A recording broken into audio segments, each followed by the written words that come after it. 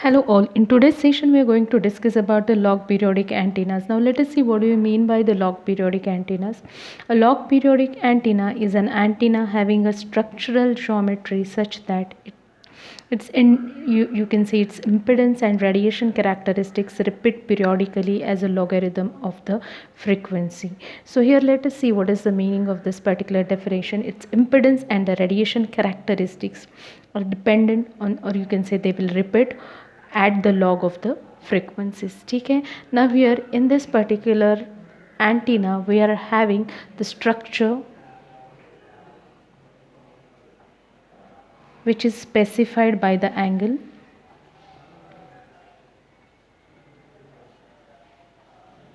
and hence it becomes a frequency independent antenna. So this antenna you can say which is nothing but the frequency independent antenna. Okay, now let us see what kind of log. Here we are going to discuss about the LPDA, which is nothing but the log periodic dipole array. So when I am talking about the log periodic dipole array, we must know what kind of the array is this. So first one is nothing but it consists of a sequence of side by side parallel dipoles. So it will have a side by side parallel dipoles. Now straight line through the dipole ends meet to form an angle. So if I draw a straight line, this straight line through the dipole ends meet to form an angle alpha. Thus, as with all log periodic geometries, all dimensions increase in proportional to the distance from the origin. So we can say all dimensions increase in proportion to the distance from the origin. And we can say that this particular antenna, so the dimensions of the array are specified in terms of the angle, as we know that it makes an angle alpha, so which makes the structure frequency independent. So we can say this antenna is a frequency independent structure. So this is all about the log periodic antenna. Now let us see the constructional details of log periodic dipole array. Now here you can see this is nothing but the constructional details of the log periodic dipole array. Here you can see a wedge of enclosed angle alpha bound the dipole lengths over here.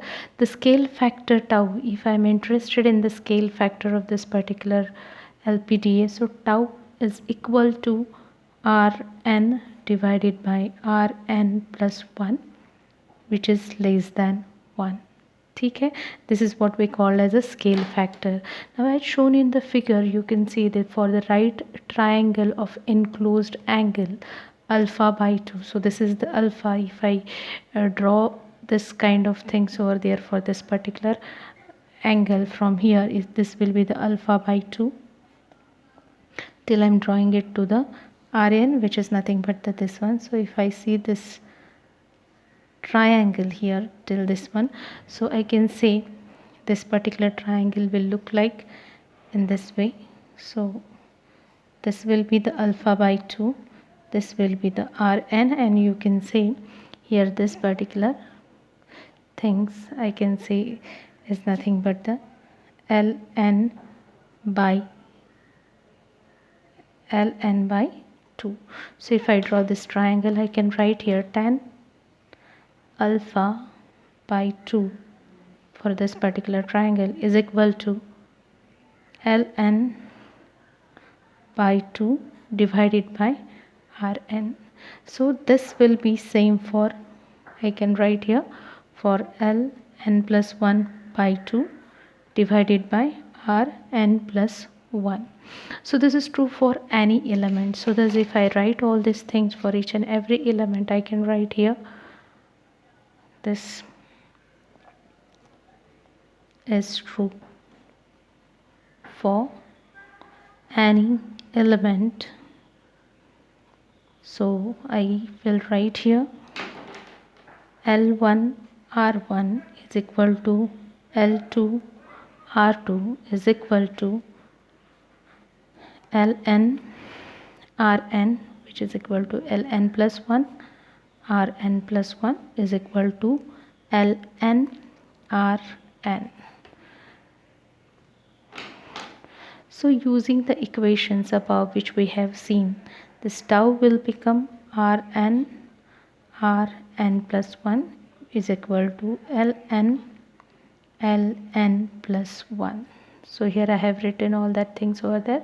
So thus for LPDA, the ratio of successive element here, thus for LPDA, the ratio of successive element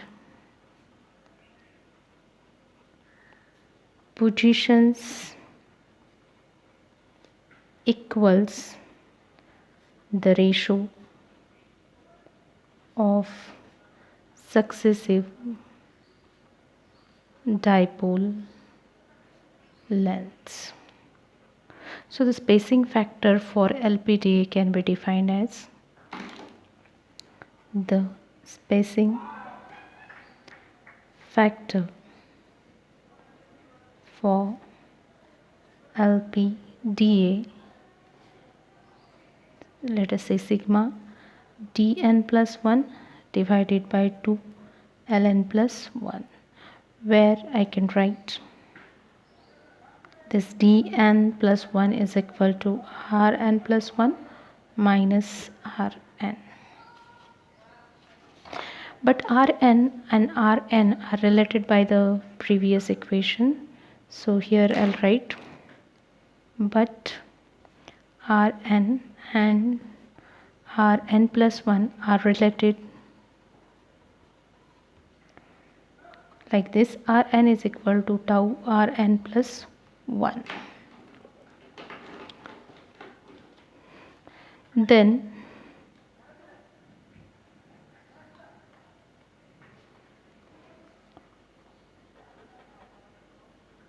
we can write dn plus 1 is equal to Rn plus 1 minus tau Rn plus 1 is equal to 1 minus tau Rn plus 1. So this is the new equation which we have got right now.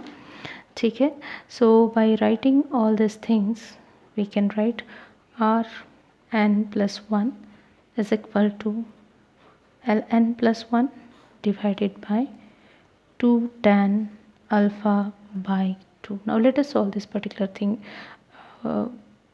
how we can get these things.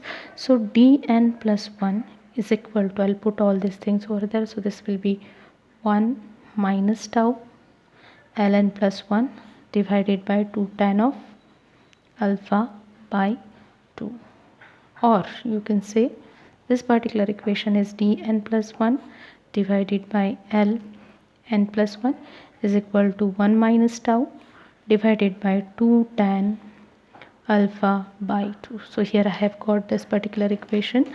So again, while writing this equation in a very simplified way, I can write this is the equation which I have got right now. Now let us put this equation in the equation of sigma. So here by putting that equation at the place of sigma, I can write sigma is equal to dn plus 1 to Ln plus 1 is equal to 1 minus tau 4 tan of alpha by 2. So this is nothing but the sigma while putting all that things over there. Now here I can write down the alpha based on this particular equation. So alpha is equal to 2 tan inverse of 1 minus tau divided by 4 sigma.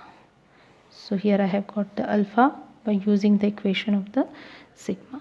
Now here we know that sigma can be expressed Tn to Ln, which is nothing but the Dn plus 1 divided by 2 Ln plus 1, or I can write Ln divided by Ln plus 1 is equal to Dn divided by Dn plus 1. So this is the important relationship. We'll use this relationship and we'll combine these two things where there. So while combining these two things, I can write the tau. So I can write here the tau is equal to Rn plus 1, Ln plus 1 is equal to Dn. I can write Dn plus 1. So this is the new equation for tau I have got. Now the typical range here, if I talk about the typical range of values alpha and tau given by 10 degree to 45 degree for alpha and 0.95, sorry, or you can say 0.7 to 0.95 for this tau. So these are the two, you can say, related by inverse relation when alpha value decreases. So if you can relate these two, if alpha value decreases, then tau increases, and vice versa. So the effect of values on design, we will see here for small values of alpha what will happen. So if you talk about the effect here, so for small values of alpha, tau is large and your design require large number of elements are close together. So this is the effect when your alpha is very small. Now let us see what happens when your alpha is very large. So I can say for large alpha, you can say tau is small. Tau is small. The second thing, design will be compact and you will require small number of elements separated by larger distance.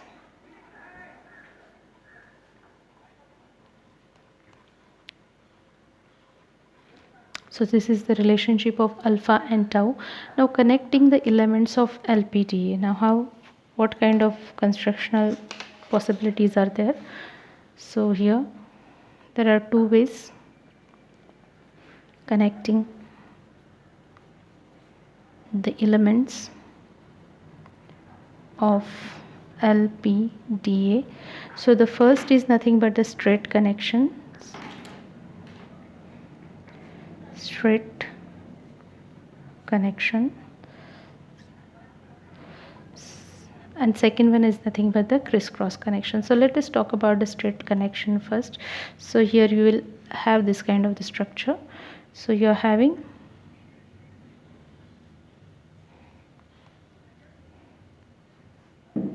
one, you can say 2 element, 3 element, and I can say these are the 4 elements.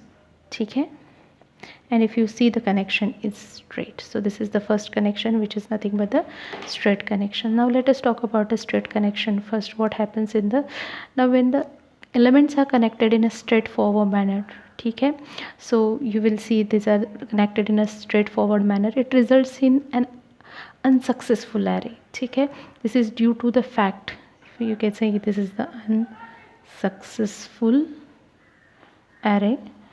This is due to the fact that the elements are closely spaced in the wavelengths. The phase progression along the array will be such as to produce a beam in a forward direction. So in this case, the larger element to the right of the active element, so whose lengths are closer to lambda by 2, are in the path of the beam and will produce the interference effect. So here you can say this will produce interference effect. Okay. Now what happened, the solution to the problem is a crisscross connection. So by reversing the phase of the alternate elements, the beam is produced in the backward direction since the shorter elements are coming in the path and the interference is reduced. So here if I talk about the crisscross connections, on the next page we'll talk about the, let's see, criss-cross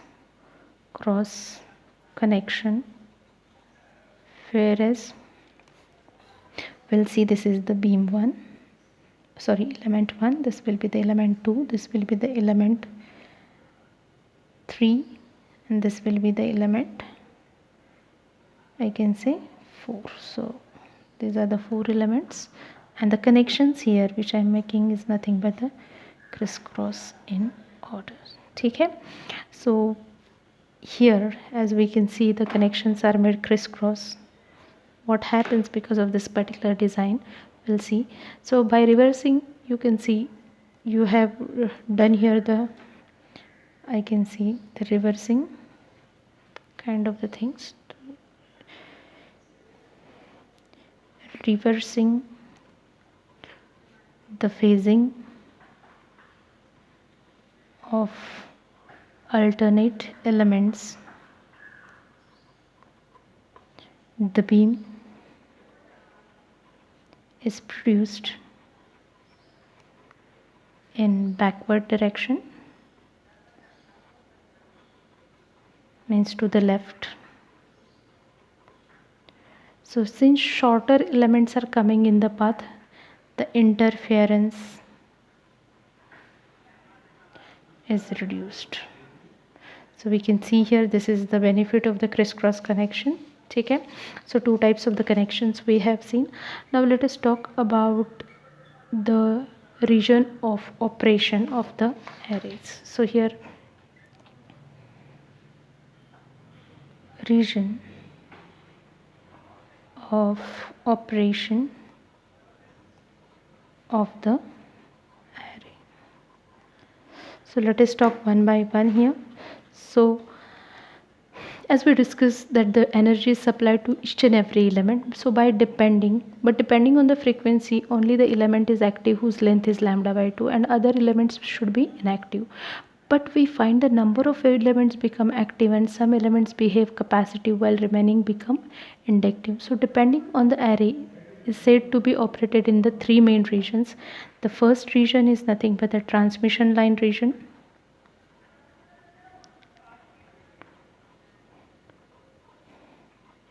The second region is nothing but the active region,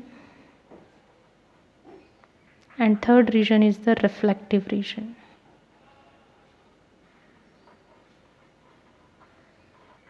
Okay. Now we'll talk about the transmission line region first.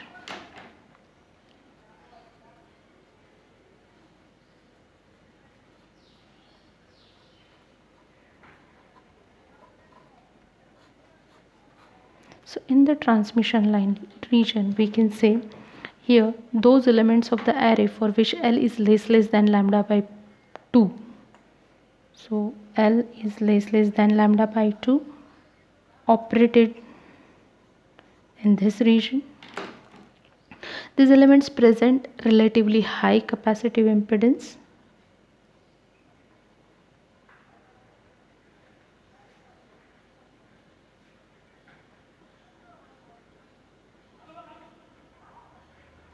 And third one is nothing but the radiation from these elements will be very small and in the backfire direction.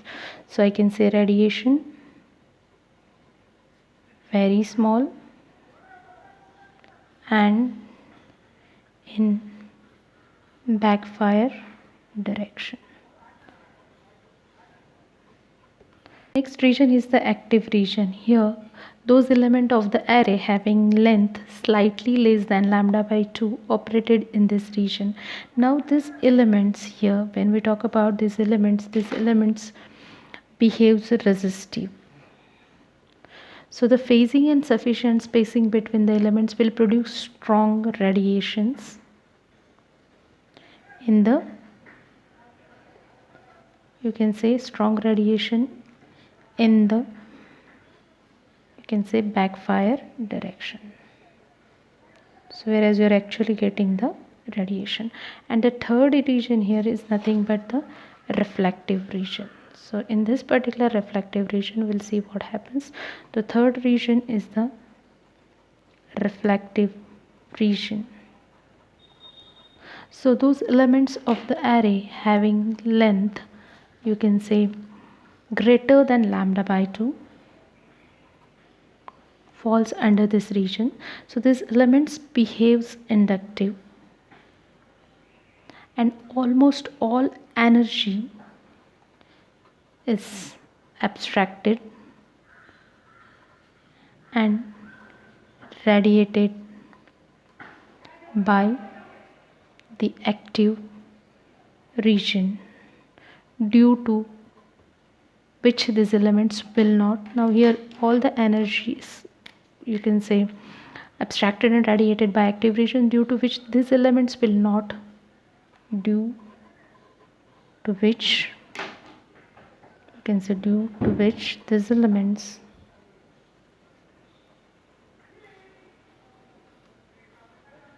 will not contribute to the radiation. Now here, but the transmitted energy from the active region in the forward direction is reflected in the backward direction. So it is important to note that as the frequency is changed, the active region shifts to the different portions of an antenna. So this is all about, you can say, here you can see no radiations in this particular, okay, in this particular region. Now let us talk about the input impedance of the LPDA. So what will be the input impedance of log periodic dipole array? So input impedance of LPDA. So if the input impedance of a log periodic antenna is plotted as a frequency or the function of the frequency, it is found to be repetitive. So here if I plot here, this is nothing but the frequency, I can say impedance, and on the x-axis I'll draw the impedance, sorry, this will be the input impedance, this will be the log of frequency. Okay, so if I go through the variations over here, I can see this is nothing but the impedance kind of the things, and this is how I am getting the graph. So here if I observe this impedance and this impedance, this will be the log of f1 and this will be the log of f2. So this is the logarithm of a frequency, so I can say, and these are the impedance variations, and this is what we called as the one cycle span, which is nothing but the delta. So this is nothing but the input impedance of, you can say, log periodic antenna. So here if the plot is made as a function of logarithmic of the frequency, it will be periodic, not necessarily sinusoidal, but it will be periodic. The periodic nature is not only true for impedance, but it is true for other parameters like pattern, directivity, beam width. So the name log periodic antenna is derived since the variation of the parameter are periodic with respect to the log of the frequency. Okay, so this is the impedance, you can say, of the LPDA. It repeats for the log of that particular frequency. Now next one is nothing but the bandwidth of LPDA. So how we can calculate the bandwidth over which this particular LPDA works satisfactorily? So we know that tau is equal to fn plus 1 with, you can say, fn plus 1 is greater than fn. So tau is equal to f1 by f2. So for n is equal to 1 with, you can say, f2 must be greater than f1. Okay. So now where the value of tau is determined by using the previous equations which we have seen. So how we can calculate the tau here? So tau will be calculated like this. Tau is equal to Rn plus 1 is equal to Ln plus 1 is equal to Dn plus 1. So the frequency span delta of one cycle we have seen in the impedance graph is obtained by taking the log of the equation. So here I can write here delta is equal to f2 minus log of f1, which is nothing but the ln of 1 by tau. So thus the one cycle span is determined by tau and defined by the equation which we have seen here, Rn divided by Rn plus 1. Okay? When the antenna parameter variations within one cycle are made sufficiently small due to total bandwidth Fu by Fl of the structure is determined by the number of cycles for the given truncated structure with the elements L1 and Ln at the end. So these lengths determine the highest and the lowest frequency of the operation. So here I can say lambda L is equal to the wavelength corresponding to Fl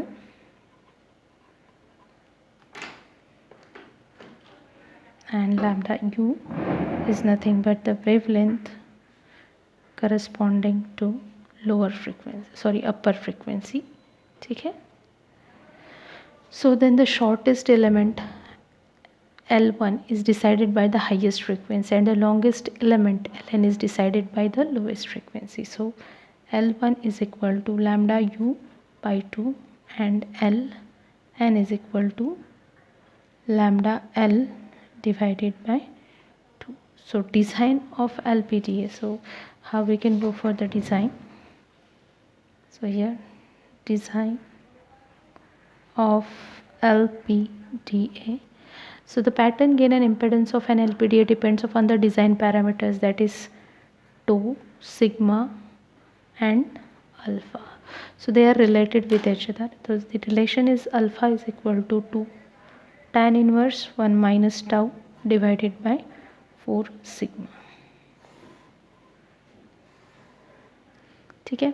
So knowing the gain in dBs, you can say, or knowing two of this particular values, if I know two of this particular alpha, sigma and tau, I can get the third one. So using gain contour curves, the value of tau and sigma can be obtained for the required value of the gain.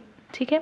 Knowing tau and sigma, alpha is obtained by using the previous equations. So this is something which we have already seen, and we can go for the smallest and the longest element by using L1 is equal to lambda u by 2 and Ln is equal to lambda L by 2. So this is all about the log periodic dipole antenna. We stop here. Thank you.